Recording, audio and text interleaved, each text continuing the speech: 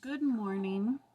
Today is Saturday the 17th, and we're going to start with a daily reflection on the New Testament.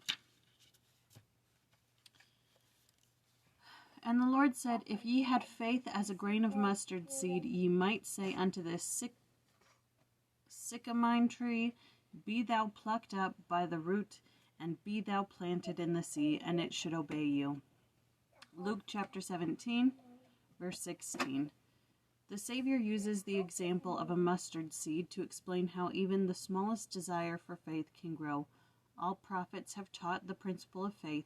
Paul said, Faith is the substance of things hoped for, the evidence of things not seen. Alma explained that to increase our faith, we must experiment upon his word and exercise a particle of faith. If we want more faith in a principle of the gospel, we must be willing to live that principle more fully. Increased faith will follow our obedience. Moroni taught, Ye receive no witness until after the trial of your faith. For if there be no faith among the children of men, God can do no miracle among them. Wherefore he showed not himself until after their faith. The Lord will not manifest himself in our lives until we actively follow him and live his teachings.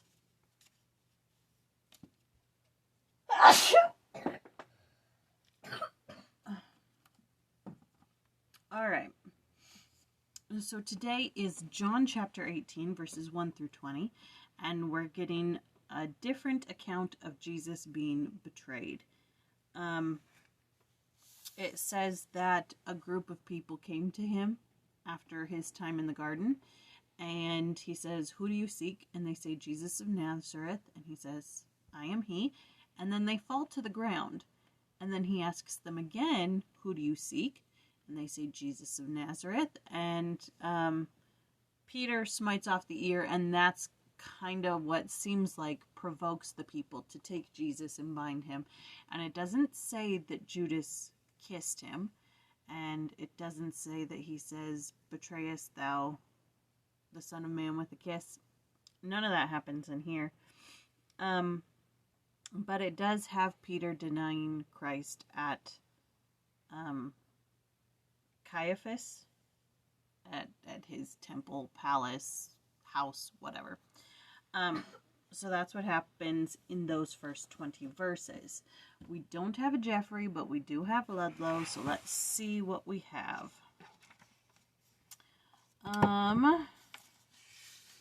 For additional information concerning what occurs after Jesus went forth, see Matthew, see Mark, see Mosiah, see D&C. Let's see, verse 2, For Jesus oft times resorted thither with his disciples, could have been translated, because Jesus had many times met there with his disciples. Then we've got something here for verses 3 through 11. Judas guided a small army, well supplied with weapons. A band consisted of some 600 Roman soldiers, with a tribune at their head. The Roman overlords were taking no chance on an uproar during the week of the Passover. What, honey? After you're done with your video, then I have candy. No, you can't have candy. It's first thing in the morning. I want piece of candy. You can have candy in the afternoon. No. Accompanying the soldiers. One piece of candy. It's first thing in the morning. No way, Jose. One. Accompanying the soldiers was a great multitude, perhaps thousands in number. This was no secret arrest, no private kidnapping. All Jerusalem would be aware of the taking into custody of the city's most noted inhabitant. Probably Judas would have led the entire army to the site of the upper room, and not finding Jesus and the disciples would have guided them on to Gethsemane. For Judas knew the place, for Jesus oft times resorted thither with his disciples. I usually think it's like a small band, like a couple of soldiers and a couple of people, like high priests who are like, ha ha ha, we finally got you. That's what I imagine it to be like. Not like hundreds of people. All right. The Greek word translated here in verses 5 and 7, Jesus of Nazareth, reads Jesus the Nazarene. For verse 12, other accounts of the arrest of Jesus include additional information concerning the fact that some of the disciples fled at this time. The identification of some of those who arrested Jesus, the band and the captain and the officers of the Jews, indicate that this was a formal arrest organized with sufficient forces to prevent any uprising among the people who might be present at that time of night. For verses 13 through 24, only John mentions that Jesus was taken before Annas first. This has led some scholars to conclude that the subsequent events took place before Caiaphas, who is mentioned in the same verse and in the succeeding verse.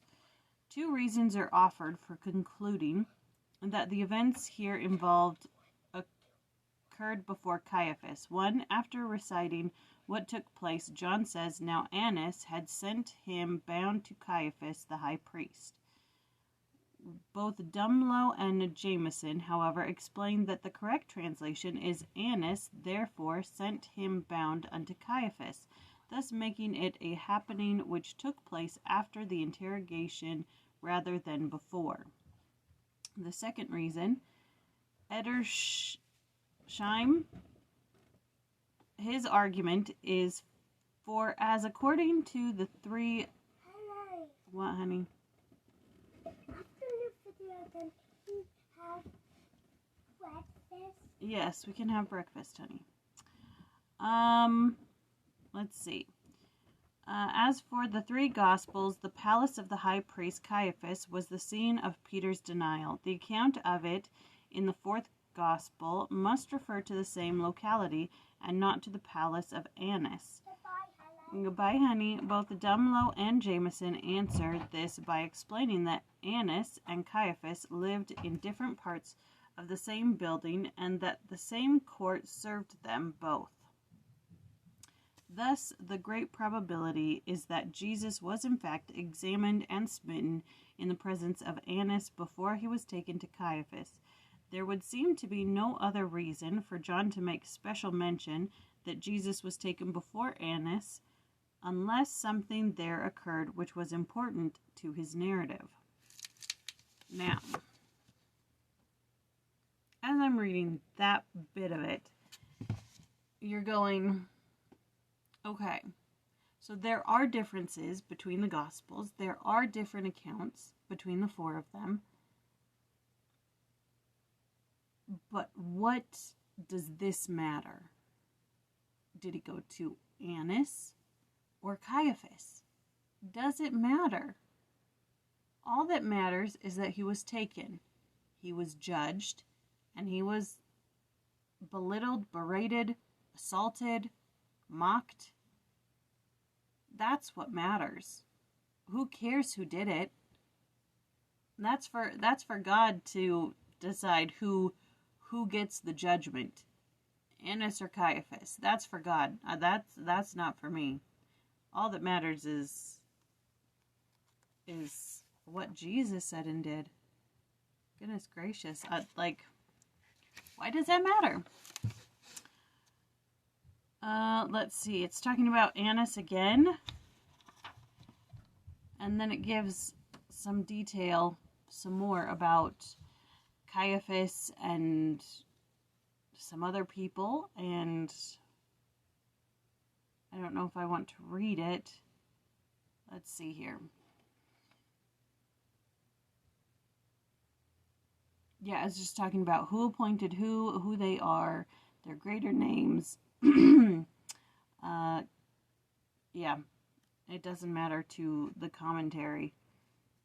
It's just a little factoid snippets of things that don't really matter to the story. I guess that's what you get in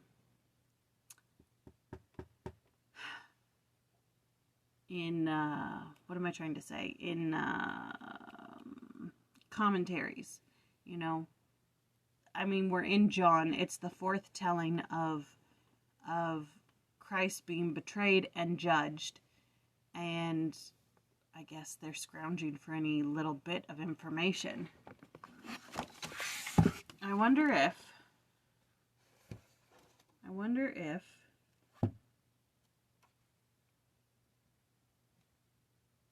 yeah. See, even in this side-by-side commentary, there's nothing for the first 20 verses. I'm slightly worried about what happens when we're done with the four Gospels.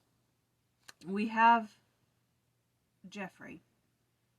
He continues on, but maybe I use this side-by-side commentary, but it doesn't have a whole lot. So I'm gonna figure something out today. I'm gonna think about it. I'm gonna find me something, because this I don't think is gonna work. It didn't work for the Gospels. I don't think it's gonna work for the rest of it. All right, that's all of that. I don't need to babble quite so much about study material, but it's what I do. Okay, today is Saturday the 17th. I'm going to leave you with a prayer from a diary of prayer. This one is for the consecration, and it's by Eric Milner White. This is my Lord, beside and about me, coming and entering and abiding within. This is my Lord, to whom I belong. This my Lord, calling me nearer and nearer. This is my Lord, who died for me. This my Lord, who taketh away my sin. This my Lord, clothing me in his righteousness. This my Lord, giving strength for today and tomorrow. This my Lord, with his own hands feeding me, with his own life, with his body and his blood, with his heart and his soul. As he would dwell in me, may I dwell in him forever and ever. Alrighty. That is all for today. That was John chapter 18, verses 1 through 20, and tomorrow we do verses 21 through 40. We will see you then. Bye.